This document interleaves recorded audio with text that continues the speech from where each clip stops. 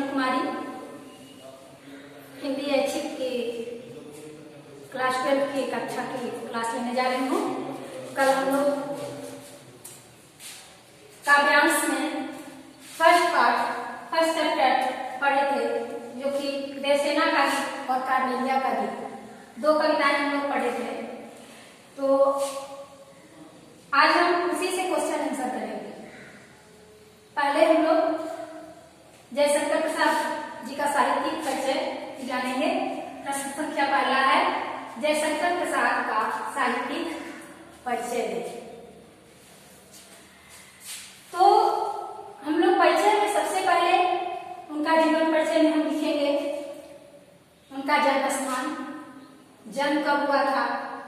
तो जयशंकर प्रसाद का जन्म 1889 ईस्वी में काशी में सुगनी साहू, एक जो कि वैश्य परिवार है, वहां हुआ था। जन्म के कुछ दिनों के बाद ही जैसे ही किशोरावस्था में आए, उनके माता पिता की मृत्यु हो जाती है, जिस कारण से इनकी विधिवत शिक्षा 8वीं कक्षा तक नहीं हो पाती है। उसके बाद इन्होंने स्व अध्ययन के द्वारा उर्दू, फारसी, हिंदी, संस्कृत, पाली, अंग्रेजी आदि अन्य भाषाओं का गहन अध्ययन किया।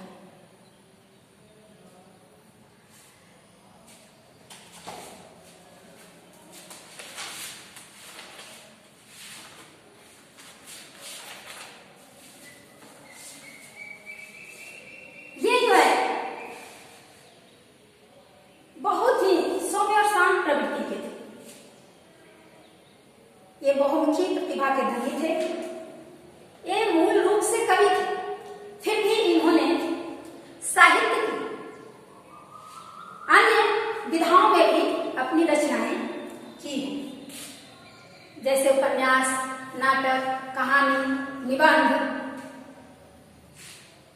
तो फिर हम उसके बाद लिखेंगे इनकी प्रमुख रचनाएं। प्रमुख रचनाएं में लिखेंगे नाटक। तो नाटक में कौन कौन से नाटक हम लोग यहाँ जो पढ़े हैं, देवसेना का गीत, कार्नेलिया का गीत। देवसेना का गीत जो कि स्कंदगुप्त नाटक से लिया गया है इनका, जो कि एक ऐतिहासिक नाटक है, और कार्नेलिया का गीत ये चंद्रगुप्त नाटक से लिया गया है, जो कि ऐतिहासिक नाटक है। तो एक स्कंदगुप्त, चंद्रगुप्त, अजातशत्रु, राजश्री, ध्रुव स्वामिनी आदि। इनका कहानी संग्रह में लिखेंगे छाया, आंधी, इंद्रजाल, प्रतिध्वनि और आकाशदीप। इनका उपन्यास है कंकाल, तितली और इरावती। इरावती जो कि अपूर्ण है, वो इसे पूरा नहीं कर सके थे। निबंध संग्रह में है इनका काव्य कला तथा अन्य निबंध। इनके जो काव्य संग्रह है, कामायनी, झरना, आंसू, लहर, कानन कुसुम, प्रेम पथिक। कामायनी जो इनकी रचना है, वो हिंदी का श्रेष्ठतम महाकाव्य है। कामायनी पर ही इन्हें मंगला प्रसाद पारितोषिक पुरस्कार मिला था। इनकी जो भाषा है, शुरू में तो इन्होंने ब्रज भाषा में लिखा, लेकिन बाद में ये खड़ी बोली हिंदी में लिखने लगे, जो कि तत्सम प्रधान खड़ी बोली है, या संस्कृत निष्ठ खड़ी बोली इसको कह सकते हैं। तो उसमें इन्होंने अपनी रचनाएं की। साथ ही साथ इनकी रचनाओं में प्रतीक योजना और बिंब विधान भी सराहनीय है। इन्होंने अलंकारों का भी प्रयोग किया है, जैसे कि अनुप्रास, रूपक, उपमा, पुनरुक्ति, प्रकाश, इन सभी अलंकारों का भी इन्होंने अपने काव्य में, अपने साहित्यिक रचनाओं में उसका प्रयोग किया है।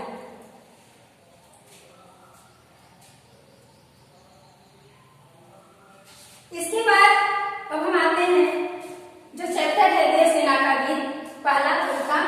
उस कविता का जो क्वेश्चन है, मैंने भ्रमवश जीवन संचित मधुकरियों की भीख लुटाई।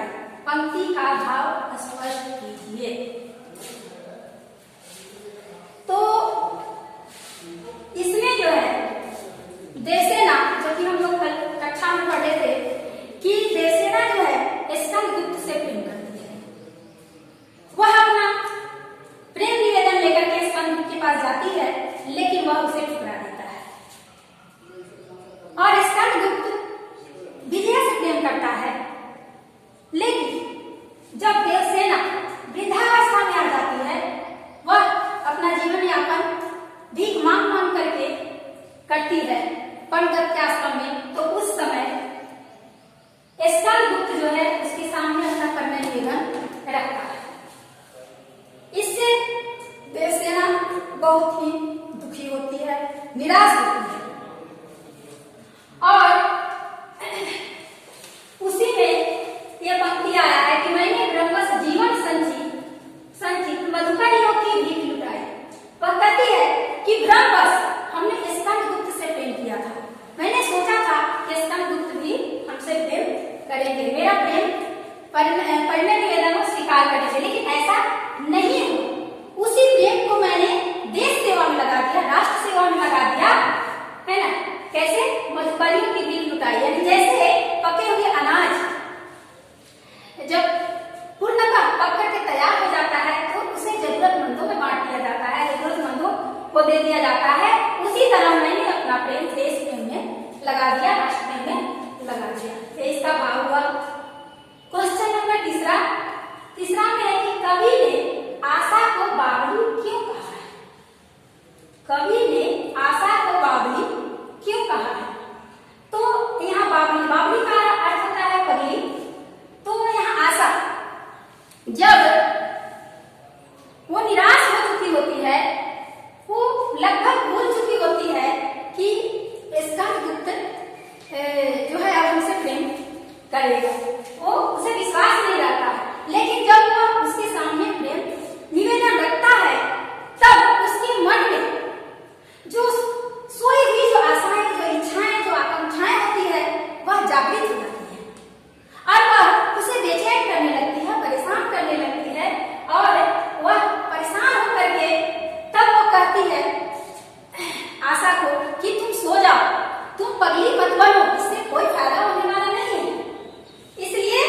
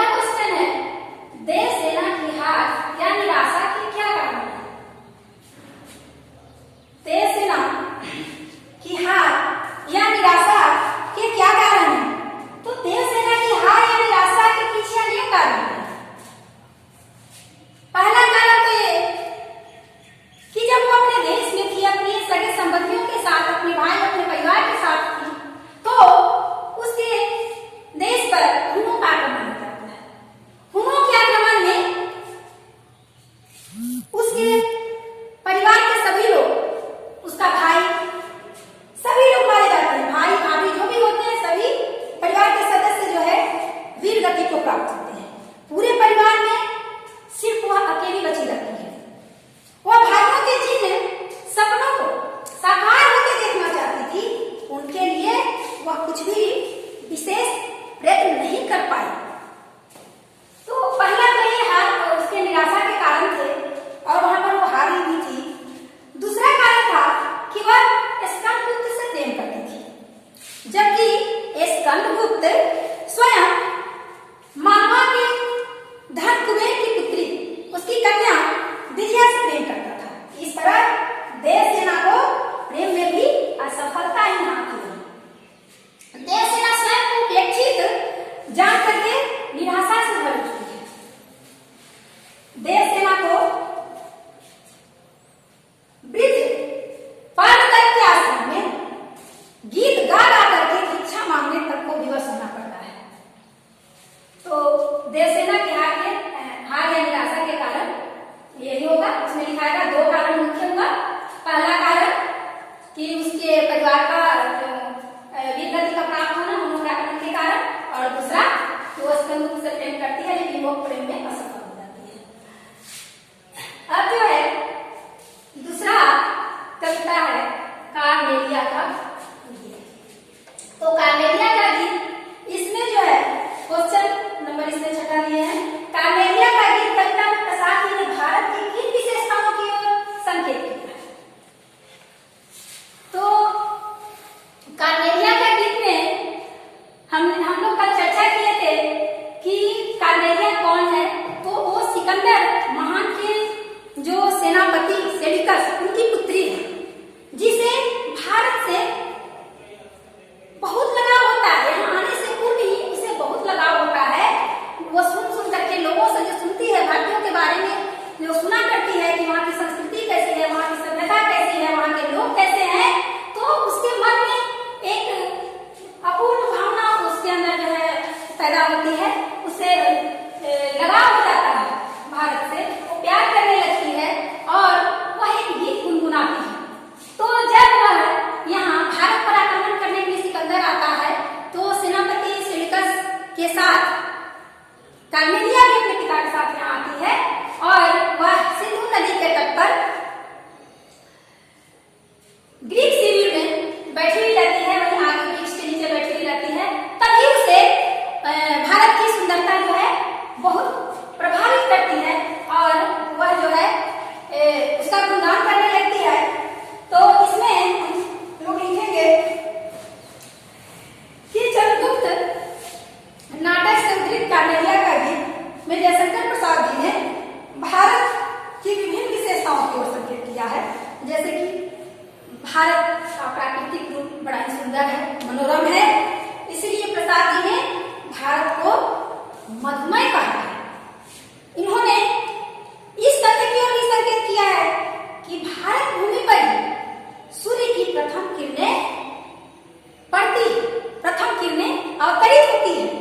इस देश में हर व्यक्ति प्राणी को आश्रय आसानी से मिल जाता है, शांति मिलती है उसे, और भारतीयों के हृदय में दया, करुणा, सहानुभूति जैसे मानवीय गुणों का भंडार छिपा हुआ है। भारतीय सभी के सुख की कामना लेकर जीते हैं, इसीलिए भारतीय संस्कृति सभ्यता विश्व में महान एवं गौरवशाली मानी जाती है। अगला क्वेश्चन है, जहां पहुंच अनजान क्षितिज मिलता एक सहारा, पंक्ति का आशय स्पष्ट है। जहां पहुंच, जहां यानी भारत, तो भारत में अनजान यानी यहाँ भारत में अनेक देशों से कई धर्मों के लोग, कई भाषा के जानने वाले लोग, कई संस्कृति के लोग, भिन्न भिन्न संस्कृतियों के लोग यहाँ पर आते हैं और यहाँ आने के बाद जो है वो यहाँ पर शांति उन्हें मिलती है। तो उसी का इसमें जो है कवि कहते हैं कि भारत वर्ष जो है सभी की आश्रय स्थली है। वह सभी को आश्रय देता है, सभी को सहारा देता है। यहाँ न केवल पक्षी ही नहीं बल्कि अनजान लोग, जिनको यहाँ के लोग जानते भी नहीं है, कहते हैं ना अतिथि देवो भव, जो भी यहाँ आ जाए वो देवता के समान है, देवता के समान पूजा जाता है। तो अनजान लोग को भी यहाँ सहारा मिलता है। तात्पर्य है कि भारतवासी विशाल हृदय के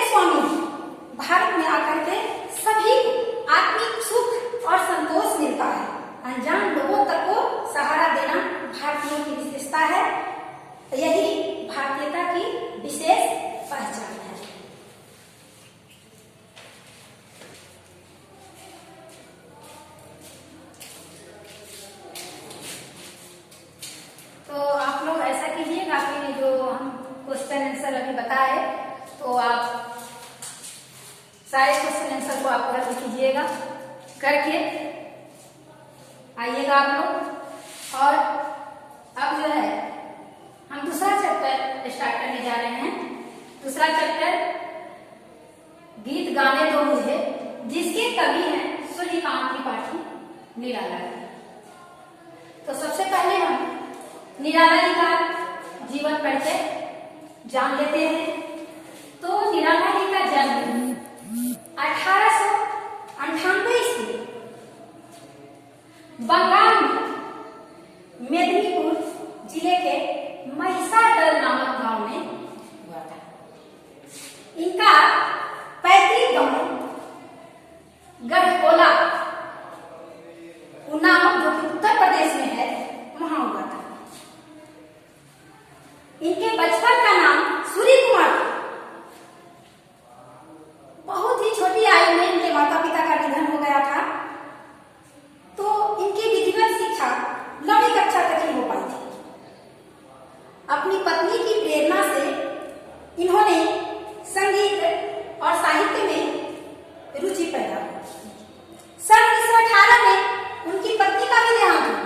देखिए कितना इनका दुखद जो है जीवन रहा है निराला जी का, कि सन 1918 में उनकी पत्नी का देहांत हो गया और उसके बाद उनके पिता, उनके चचेरे भाई, एक एक करके सभी जो है इनके जीवन से चल बसे। अंत में उनकी पुत्री सरोज की मृत्यु ने उनको अंदर तक, भीतर तक जो है झकझोर करके रख दिया।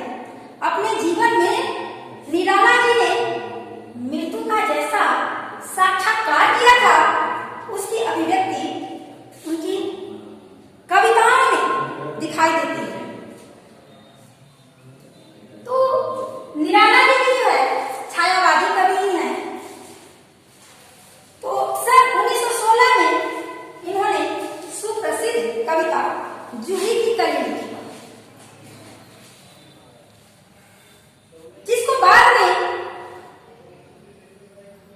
इस कविता के कारण उन्हें बहुत प्रसिद्धि मिली और वे मुक्त छंद के प्रतीक भी माने। सन 1922 में निराला जी ने रामकृष्ण मिशन द्वारा प्रकाशित पत्रिका समन्वय के संपादन से जुड़ी। सन 1923-24 में वे मतवाला के संपादक मंडल में शामिल हुए। वे जीवन भर पारिवारिक और आर्थिक कष्टों से संघर्ष करते थे। अपने स्वाभिमानी स्वभाव के कारण निराला जी कहीं भी टिक करके काम नहीं करते थे। अंत में वो इलाहाबाद आकर के रहे और वहीं उनका जो है 1961 ईस्वी में देहांत हो गया। इनकी साहित्यिक विशेषताएं, ये छायावाद और हिंदी की स्वच्छंदतावादी कविता के प्रमुख आधार स्तंभ माने जाते हैं। उनमें भारतीय इतिहास, परंपरा और दर्शन का व्यापक बोध है और समकालीन जीवन के यथार्थ के विभिन्न पक्षों का चित्रण है। विचारों और भावों की जैसी विविधता, व्यापकता और गहराई निराला जी के कविताओं में मिलती है, वैसे बहुत कम कवियों में। उन्होंने भारतीय प्रकृति और संस्कृति के विविध रूपों का गंभीर चित्रण अपने काव्य में किया है। भारतीय किसानों से उनका विशेष लगाव रहा है, जो उनकी कविताओं में व्यक्त हुआ है। जबकि निराला जी जो है मुक्त छंद के प्रवर्तक कवि माने जाते हैं, तथापि उन्होंने विभिन्न छंदों में भी कविताएं लिखी।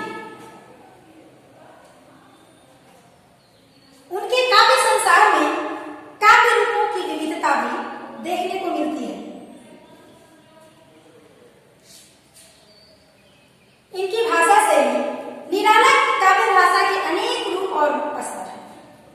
राम की शक्ति पूजा और तुलसीदास ने तत्सम प्रधान पदावली का प्रयोग किया है, तो भिक्षुक जैसे कविता में बोलचाल की भाषा का सृजनात्मक भाषा का कसाव, शब्दों की मितव्ययिता और अर्थ की प्रधानता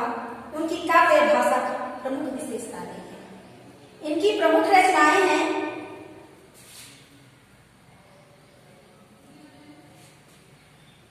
जो कि काव्य है, परिमल, गीतिका, अनामिका, तुलसीदास, कुकुरमुत्ता, अनिमा, नए पत्ते, बेला, अर्चना, आराधना, गीतागंज आदि ये उनकी काव्य कृतियां हैं। इन्होंने अनेक उपन्यास और कहानियां भी लिखी है। इनके उपन्यासों में बिल्लेश्वर बकरिया, इरावती और रतिनाथ की चाची विशेष चर्चित रहे। उनका संपूर्ण साहित्य निराला रचनावली से जो है 8 खंडों में प्रकाशित हो चुका है। तो ये हुआ इनका परिचय। अब जो है जो कविता हमने पढ़नी है, गीत गाने दो मुझे, तो इस कविता में इन्होंने आज के संवेदनहीन वातावरण को चित्रित किया है। समाज कितना संवेदनहीन हो गया है, उसने संवेदना नहीं बची है। वर्तमान में मनुष्य चोट खा संघर्ष करते हुए इतना निर्मम हो गया है कि उसके लिए जीवन एक बोझ बन गया है। अब जो है मनुष्य के लिए जीवन जीना आसान नहीं रहा। वह संघर्ष करते हुए अपना मूल्यवान जीवन लुटाते जा रहा है। चारों ओर हाहाकार मची है। दुनिया भर का जो है वातावरण पूरा जहरीला हो गया है और नाटकीय जीवन जीते जीते मानवता जो है चित्कार करने लगी है। मनुष्य समाज की पीड़ा वेदना को देखकर लगता है कि मानो मनुष्य में जीने की जो इच्छा है वो खत्म हो गई है, खत्म होते जा रही है। कभी अमानवीय जीवन जीने वाले लोगों में पुनः जीवन के प्रति आशा जगाना चाहते हैं। वह प्रत्येक मनुष्य की पीड़ा को हर लेना चाहते हैं। वह एक गीत गा करके हतोत्साहित लोगों के जीवन के प्रति आशान्वित करना चाहते हैं। वे गीत गा करके मानव समाज को पीड़ा से मुक्ति दिलाना चाहते हैं।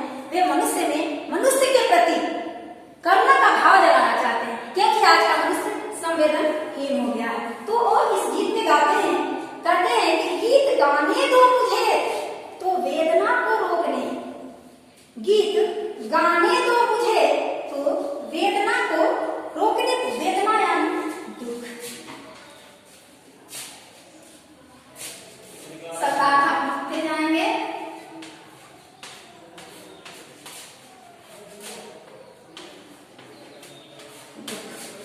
पीड़ा, कष्ट, 2-3 शब्द लीजिए। तो ये कहते हैं कि गीत गाने दो मुझे, वेदना को रोकने मनुष्य। तो इसमें निराला जी इस काव्यांश में कहना चाहते हैं कि आज सारा संसार संघर्षों में उलझ करके रह गया है। वो चाह करके भी सुख का गान नहीं कर पा रहा है। अतः कभी मनुष्य में जीवन के प्रति नव उल्लास जगाने के लिए, उन्हें दुखों को भूलकर एक सुख गान करने के लिए प्रेरित करते हैं। वे कहते हैं कि गीत गाने दो मुझे वेदना को रोकने को। मनुष्य के हृदय की वेदना, पीड़ा को समाप्त करने के लिए वो कहते हैं कि मुझे गीत गाने दो। मनुष्य जीवन पथ पर चलते चलते संघर्षों में इतना दुखी हो चुका है कि चोट खाकर राह चलते होश के भी होश छूटे। चोट खाकर राह चलते होश के भी होश छूटे। हाथ जो पाथे थे थर ठाकुरों ने रात लूटे। कंठ रुकता जा रहा है, आ रहा है हाथ जो पाथे यानी पाथे यानी सहारा, संभल।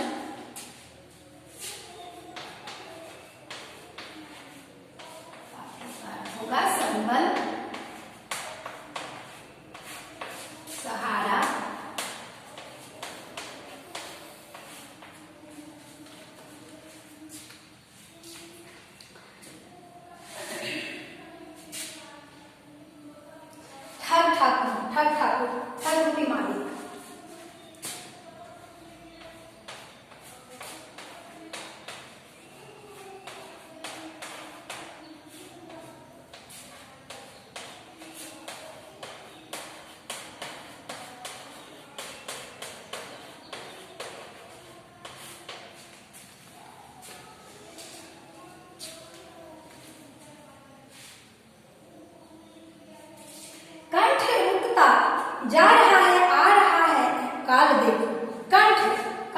गला,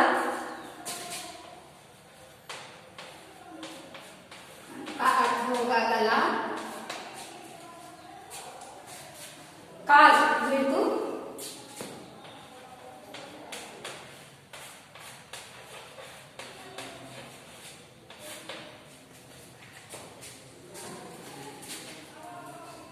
चोट खाकर राह चलते होश के भी होश छूटे, हाथ जो पाथे थे ठग ठाकुरों ने रात लूटे, कंठ रुकता जा रहा है आ रहा है काले को। इन पंक्तियों में कवि कहते हैं कि मनुष्य जीवन पथ पर चलते चलते संघर्षों में इतना दुखी हो चुका है कि सबसे बुद्धिमान कहा जाने वाला मनुष्य भी एकाएक दुख और पीड़ा से विचलित हो चुका है। मनुष्य को जीवन के प्रति अविश्वास हो गया है, उसे विश्वास ही नहीं रहा है जीवन पर, उसे स्वयं अपने हाथों पर भी विश्वास नहीं है। पहले उसे अपने ही हाथों पर भरोसा था, परंतु पूंजीवादी व्यवस्था के चलते अब वह श्रमहीन हो गया है। वो काम तो करता है, उसे पैसे उतने नहीं मिलते हैं कि उसकी रोजी रोटी चल सके, उसका घर परिवार चल सके, मेहनत तो करता है, इसीलिए उसे अपने हाथों पर भरोसा नहीं रहा है। मालिक कहे जाने वाले ठगों ने जिसके पास वो मजदूर काम करता है अपने हाथों से, उसके हाथों का सहारा भी लूट लिया है। तात्पर्य है कि पूंजीवादी व्यवस्था में श्रमिक आजीविका से रहित है।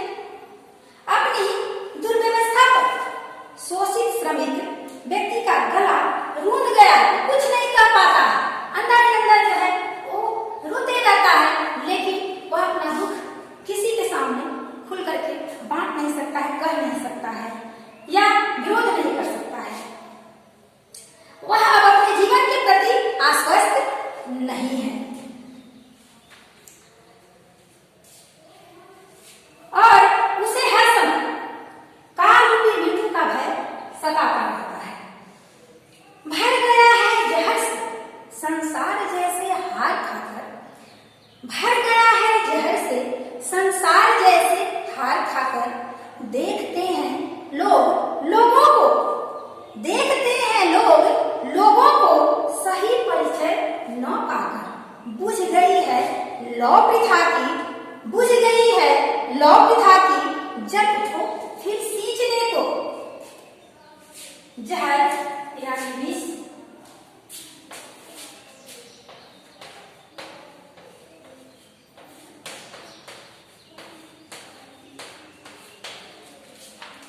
लौ ज्योति,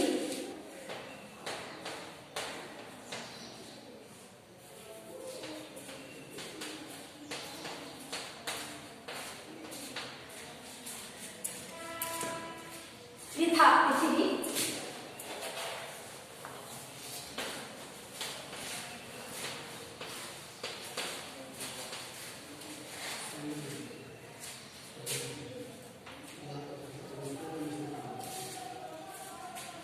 भर गया है जहर से संसार जैसे हार खाकर, देखते हैं लोग लोगों को सही परिचय न पाए, बुझ गई है लौ प्रथा की, जब उठो फिर सींचने को।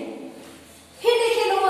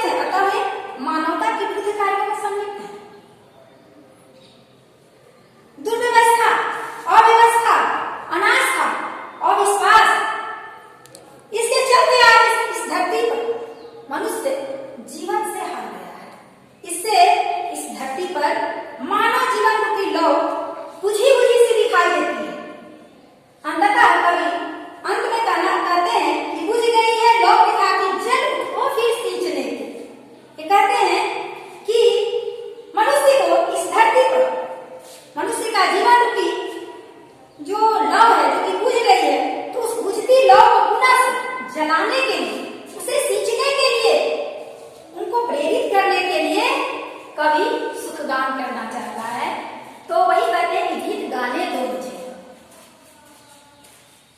तो अभी हम लोग एक कविता पढ़े, अब क्वेश्चन आंसर हम लोग करेंगे इसका क्वेश्चन, और आप लोग घर से क्वेश्चन लिख करके लाएंगे, क्वेश्चन दे देते हैं।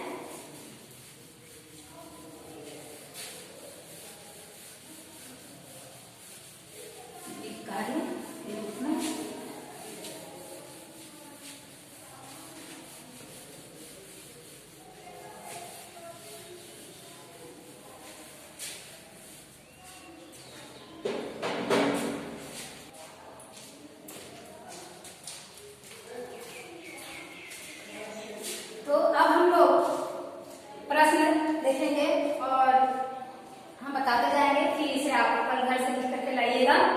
पहला प्रश्न है, ये गृह कार्य के रूप में दे रहे हैं। कंठ रुक रहा है, कंठ रुक रहा है, काल आ रहा है, यह भावना कवि के मन में क्यों आई? यह भावना कवि के मन में क्यों आई? क्यों ऐसा कवि कह रहे हैं कि कंठ रुक रहा है, काल आ रहा है? तो इसका उत्तर हम इस प्रकार से लिखेंगे। निराला जी ने अपनी कविता गीत गाने दो मुझे में ऐसे समय की ओर इशारा किया है जिसमें चोट खाते खाते, संघर्ष करते करते होश वालों को भी होश खो गए हैं। विषम परिस्थितियों में फंसे लोगों के लिए जीना आसान नहीं रह गया है। जो कुछ मूल्यवान था पर लूट रहा है। पूरा संसार हार कर जहर से भर गया है, वह विषैला हो गया है। पूरी मानवता हाहाकार कर रही है, चित्कार कर उठी है। निराला जी संसार में व्याप्त दुख कठिनाइयों का वर्णन करने में स्वयं को असमर्थ मानते हैं, इसलिए वे कारुणिक स्वरों में पुकार उठते हैं कि कंठ रुक रहा है, काल आ रहा है।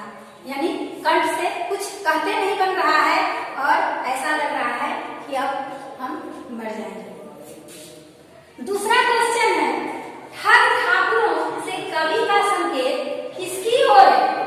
ठग ठाकुरों से कवि का संकेत किसकी ओर है? तो इसका आंसर हम इस प्रकार से लिखेंगे कि निराला जी ने अपनी कविता गीत गाने तो मुझे में ठग ठाकुरों शब्द प्रयोग से सृष्टि के जो रचयिता, जो स्वामी ईश्वर है, उनकी ओर संकेत किए। कवि महसूस कर रहे हैं कि विषम परिस्थितियों में भगवान भी जो है असहायों की कोई सहायता करने में तत्पर नहीं, ईश्वर भी उनकी सहायता नहीं कर पाते हैं। और इसका दूसरा अर्थ है, वैसे लोग, वे लोग जो इस धरती पर मानवता के विरुद्ध आचरण, मानवता के विरुद्ध कार्य व्यवहार करने में जुटे हुए हैं। तो निराला जी ने अपनी कविता गीत गाने तो मुझे की एक पंक्ति जो कि ये है, जल उठो फिर सींचने को, जल उठो फिर सींचने को, मानव मात्र को संदेश दिया है पंक्तियों के माध्यम से कि सभी मनुष्य जो है मनुष्यता को अपनाकर दुख कष्ट सहकर भी मानवता को जिंदा रखें। इस प्रकार कवि इस पंक्ति के माध्यम से निराश और असहाय लोगों के मन में आशा का संचार करना चाहते हैं, इसीलिए वो कहते हैं जल उठो फिर सींचो।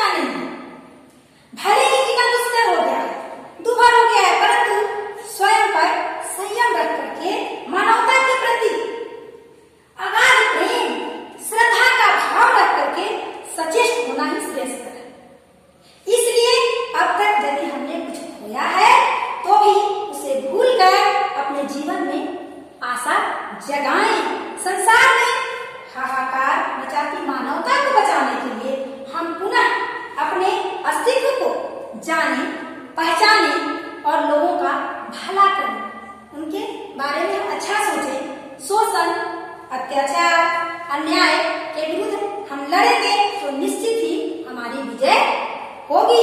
शोषण अत्याचार और अन्याय के विरुद्ध लड़ने की बात सुनकर आप ही में इन सब से लड़ने की तीव्रता का संचार होता है। इसीलिए कवि ने ऐसा कहा है कि यह कविता जो है दुख और निराशा से लड़ने की शक्ति देती है। तो आप इन सभी प्रश्नों के उत्तर आप लोग लिख करके लाएंगे, ये आपका कार्य रहा। धन्यवाद।